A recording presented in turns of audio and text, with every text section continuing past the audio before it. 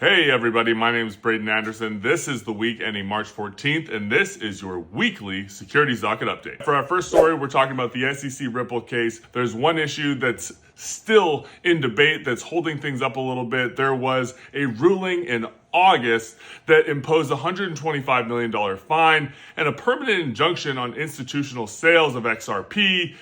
They don't like this. For our second story, we address an issue that was raised by CoinDesk over the past week. And it's really this idea about deregulation and a walking back on enforcement by the SEC and other government agencies, right? And I think in the process of that, we need to understand that fraud and actual wrongdoing really has not changed. None of the government's stance, our stance, the SEC stance on fraud and true wrongdoing has really changed.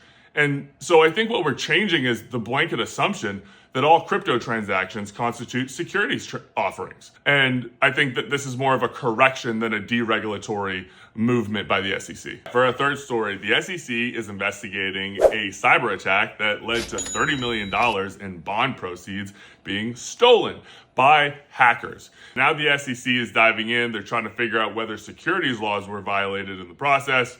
We'll keep following up. For our fourth story, there's a battle brewing in Delaware. This has been a big deal. 21 of the world's largest law firms, Paul, Weiss, Cravath, all the big dogs are chiming in, making their voices heard. Seems like most of the top corporations in the world are highly in support of this bill. It's essentially designed and intended to bring Delaware back to its protectionist, more conservative core, right? Back to the more traditional Delaware court that you are accustomed to. And so I mentioned all those big firms. My little firm, Anderson PC, we're also in support of this. We're also rooting for this bill to get passed. We'll continue to keep you up to date with how things progress there. Our fifth story, in a quiet but massive move, the director of enforcement at the SEC, they've eliminated the authority of that position to issue formal orders of investigation. This is certainly going to change the politics of things.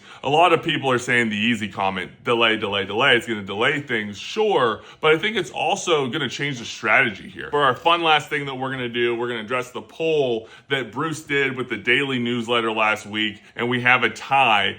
It's Fort Kryptonite and Crypto Knox, each tied for the top spot. But Bruce's favorite, and actually I promise I'm not disagreeing with him because he's my boss, but it's actually my favorite too, is Fort Satoshi. Came in third. What do you guys think? Thanks for watching. See you next week.